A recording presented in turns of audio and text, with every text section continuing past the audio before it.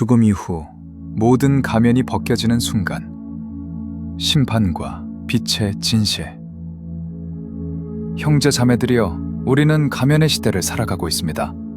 수많은 관계 속에서 우리는 매일 정교하게 다듬어진 얼굴을 내어 보입니다. 본심을 감추고 타인의 시선에 맞춘 또 다른 나를 연기하는 일은 어느덧 현대인의 생존 방식이 되었습니다. 그런데 만일 이 모든 위장과 가식이 더 이상 통하지 않는 세계가 우리를 기다리고 있다면 어떻겠습니까? 가장 은밀하게 숨겨둔 의도와 욕망이 한 점 그늘 없이 드러나는 순간, 우리는 그 빛 앞에 떳떳이 설 수 있겠습니까? 오늘은 겉포장이 모두 벗겨진 뒤에 남게 될 우리의 진짜 얼굴에 관하여 영적인 통찰을 함께 나누고자 합니다. 첫째, 사후의 세계에서는 연기가 통하지 않습니다.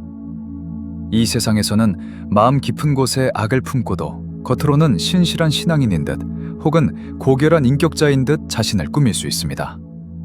그러나 사후의 세계는 오직 그 사람의 생명의 성질을 따라 질서 있게 재편됩니다. 그곳에서는 누구든지 자기 내면에 형성된 본질에 일치하여서만 생각하고 행동할 수 있기 때문입니다. 겉과 속을 다르게 꾸미던 모든 위선은 그곳의 대기 속에서 순식간에 휘발되어 사라집니다. 형제자매 여러분, 이것은 외부의 권세자가 내리는 강제적인 형벌이 아닙니다. 도리어 평생 억눌려 있던 자아가 투명하게 드러나는 일입니다. 세상의 평판과 사회적 제약 때문에 억지로 유지하던 보독의 가면, 그 가면에 가려져 있던 본질이 이제 아무런 장애물 없이 밖으로 흘러나오는 것입니다. 인간적인 위장과 가식이 모두 벗겨진 뒤에는 오직 진리를 기쁨으로 영접하고 실천하여 맺어진 선한 생명의 성질만이 그 사람의 진정한 자아로 남게 됩니다. 둘째, 심판은 하나님이 내리시는 형벌이 아니라 스스로의 선택입니다. 우리는 흔히 심판을 무서운 신이 사후에 내리는 처벌로 여깁니다. 그러나 진실은 다릅니다. 주님은 세상을 심판하러 오신 것이 아니라 어둠 속에 매몰된 인간을 구원하시고 인애의 선으로 인도하기 위하여 오셨습니다. 문제는 우리가 처한 본래의 자리에 있습니다. 사람은 누구나 조상으로부터 물려받은 유전악을, 곧 자기 사랑과 세상 사랑이라는 지옥적 성향을 안고 태어나기 때문입니다.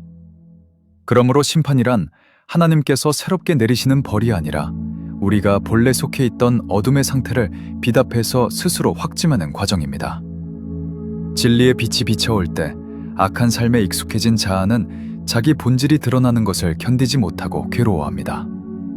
이는 마치 죄를 지은 자가 법의 빛을 피하여 스스로 어두운 곳으로 숨어드는 것과 같습니다. 결국 심판이란 빛보다 어둠을 더 사랑하는 자가 스스로 진리를 거부하고 어둠을 선택하는 자발적인 일인 것입니다. 셋째, 머리는 영혼의 가장 정교한 가면이 될 수 있습니다. 형제자매 여러분, 오늘날 신앙인이 빠지기 가장 쉬운 위험은 진리를 단지 머리로만 이해하고 소유하려는 자리에 머무는 것입니다. 이러한 사람들은 겉으로 보기에 주님과 교회를 사랑하는 듯하지만 그 내면 깊은 곳에서는 오히려 진리를 미워하는 영적인 사각지대를 품고 있습니다. 가장 두려운 것은 이들이 스스로를 빛의 자녀라고 굳게 믿는다는 점입니다. 삶의 실천이 빠진 지식은 자기 자신을 속이는 가장 정교한 도구가 되고 맙니다. 세상에서는 이러한 위선이 신앙의 이름으로 그럴듯하게 포장될 수 있으나 사후의 세계에 이르면 그 감추어진 미움과 차가운 본심이 숨김없이 드러나게 됩니다. 진리를 행하는 자만이 빛으로 나아올 수 있다는 말씀은 지식을 이웃을 향한 인애의 행위로 옮기지 못한 자들에게 던지시는 예리한 사랑의 경고입니다. 넷째, 당신의 작은 행동 속에 우주적인 원리가 숨어 있습니다. 영적인 원리는 추상적인 관념이 아니라 구체적인 일상 속에 살아 있습니다. 사람의 모든 행위는 목적과 원인과 결과라는 세 겹의 구조를 가지고 있습니다. 목적은 선이며 원인은 진리이며 결과는 행위입니다. 이 원리를 이해할 때 우리는 날마다 반복하는 사소한 습관들이 얼마나 무거운 영적인 무게를 지니는지를 비로소 깨닫게 됩니다. 이를테면 까다로운 동료의 말을 끝까지 들어주는 행위를 생각해 봅시다. 만일 그 행위의 목적이 단지 세련된 사람으로 보이기 위함이라면 그것은 영적으로 죽은 행위입니다. 그러나 그 목적이 이웃을 향한 진실한 존중과 사랑이라는 선에 있고 그것을 참음과 배려라는 진리를 통하여 실천한 것이라면 이 작은 행동은 하나님 안에서 행하여진 거룩한 선으로 확증됩니다. 행위의 크기가 아니라 그 속에 담긴 목적의 순수함이 우리의 영원한 생명을 결정하는 본질입니다. 다섯째, 빛으로 나아가는 길에는 성장을 위한 통쯤이 따릅니다. 자기 사랑의 자리에 익숙해진 우리에게 천개의 빛은 본능적인 거부감을 일으킵니다. 이는 마치 어두운 습지에 사는 생물이 밝은 햇빛을 견디지 못하는 것과 같습니다. 우리가 진리의 빛을 받아들이려 할 때 겪는 영적인 시험의 고통은 바로 이 두 생명이 충돌하는 자리에서 일어납니다. 그러나 형제자매 여러분, 이 고통은 파괴가 아니라 성장을 위한 반드시 필요한 과정입니다. 나무가 자라기 위하여 낡은 껍질을 벗고 마침내 열매를 맺듯이 우리 또한 물려받은 악으로부터 조금씩 분리되는 거룩한 가지치기를 통과해야 합니다. 이 연단은 하루아침에 이루어지지 않는 살아있는 유기적인 성장입니다. 자기를 사랑하던 옛 자아가 죽고 이웃을 사랑하는 새 생명이 숨쉬기 시작할 때 우리는 비로소 참된 빛의 자녀로 성숙해 갑니다.